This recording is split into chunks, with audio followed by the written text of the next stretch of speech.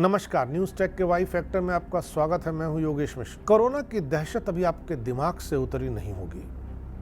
शायद ही कोई परिवार हो वो जहां नौकरी करता हो या उसके आसपास कोरोना ने किसी न किसी को निगल न लिया हो, पर अभी कोरोना से हम लोग मुक्त होते कि चीन में एक दूसरी रहस्यमय बीमारी ने इतना जोर पकड़ लिया है कि समूची दुनिया इस बीमारी के आशंका से परेशान है, आतंकित है। विश्व स्वास्थ्य संगठन ने भी इस रहस्यमय बीमारी की नोटिस ली है। यह रहस्यमय बीमारी चीन के बच्चों में निमोनिया के तर्ज पर फैल रही है। कोरोना की तरह इस बार भी लोगों को आशंका है कि चीन इस महामारी के बारे में बहुत कुछ जानकारियां छिपा रहा है। कुछ तो लोग अब यहाँ तक कहने लगे हैं कि अब परमाणु युद्ध की जगह चीन वायरस वार की तैयारी कर रहा है। इसी वार की तैयारी कोरोना के बाद चीन में फैला निमोनिया है। विश्व स्वास्थ्य संगठन ने अनुशंसा की है कि चीनी नागरिक अनुशंसित वैक्सीनेशन करें, बीमार लोगों से दूरी रखें, बीमार होने पर घर पर रहें, उचित रूप में मास्क पहनें, अच्छा वेंटिलेशन सुनिश्चित करें, अपने हाथ धोएं और आवश्यकता अनुसार चिकित्सा देखभाल प्राप्त करें। ये सभी सलाह वैसी ही है जैसे कोरोना के समय विश्व स्वास्थ्य संगठन ने दुनिया भर को सलाह दी थी। ये सलाह भी डराती है लोगों को। इस रहस्यमय बीमारी के बारे में 21 नवंबर की रात संक्रामक रोग के प्रकोप के लिए वैश्विक निगरानी मंच प्रोमेड पर एक स्वास्थ्य चेतावनी में कहा गया।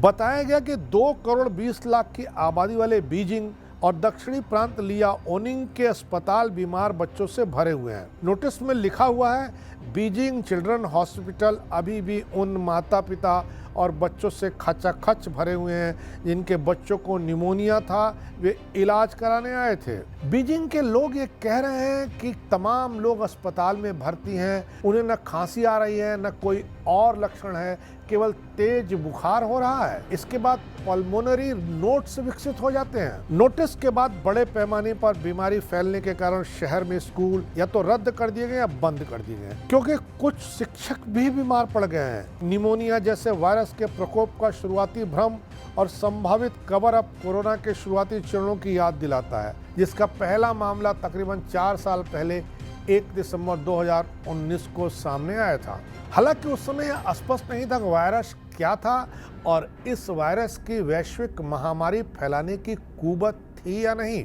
प्रोमेट के डैन सिल्वर ने एक नोट में लिखा, यह रिपोर्ट चीन के कई क्षेत्रों में एक अज्ञात श्वसन बीमारी के व्यापक प्रकोप बताती है, क्योंकि बीजिंग और लियाओनिंग लगभग 800 किलोमीटर दूर हैं।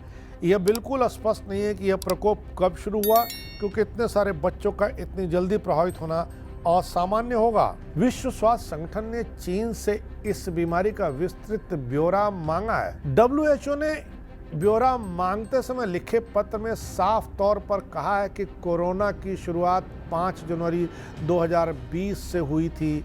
उस समय सही सूचना चीन से नहीं मिली, इस बार उसे विस्तृत और सही सूचना देनी होगी। हालांकि चीन के राष्ट्रीय स्वास्थ्य आयोग के अधिकारियों ने 13 नवंबर की एक प्रेस कॉन्फ्रेंस में श्वसन संबंधी बीमारी में वृद्धि की सूचना दे रखी है। विश्व स्वास्थ्य संगठन के अनुसार चीनी अधिकारियों ने इस बीमारी के प्रकोप के लिए कोरोना प्रतिबंधों को हटाने और इन्फ्लुएंजा, माइकोप्लाज्मा, निमोनिया जो एक सामान्य जीवाणु संक्रमण से आमतौर पर छोटे बच्चों में होता है, इसके साथ साथ श्वसन सिंकाइटियल वायरस RSV और कोरोना वायरस जैसे ज्ञात रोगजनकों के प्रसार को जिम्मेदार ठहराया है। चीन से सतर्क रहने की ज़रूरत है, क्योंकि कोरोना चीन से ही निकला और वुहान के लैब में कोरोना बना। इसके प्रामाणिक दस्तावेज दुनिया भर में तमाम जगहों पर मौजूद हैं। अगर चीन ने कोरोना जैसे वायरस का निर्माण किया और वो वायरस कैसे बाजार में आ गया,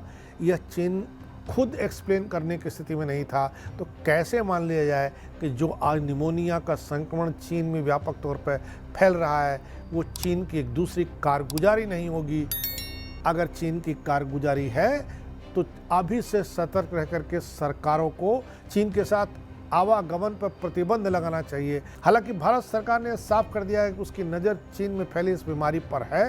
देखना है चीन इस बीमारी को फैलाने में कामयाब होता है या दुनिया भर के बाकी देश मिलकर के चीन को इस बीमारी के लिए जिम्मेदार ठहराते हुए इसके प्रसार को चीन तक ही रोकने में कामयाब होते हैं। इस बार इतना ही, अगली बार फिर मिलेंगे किसी नए सवाल पर नए ढंग से बात करने के लिए। तब तक के लिए नमस्कार।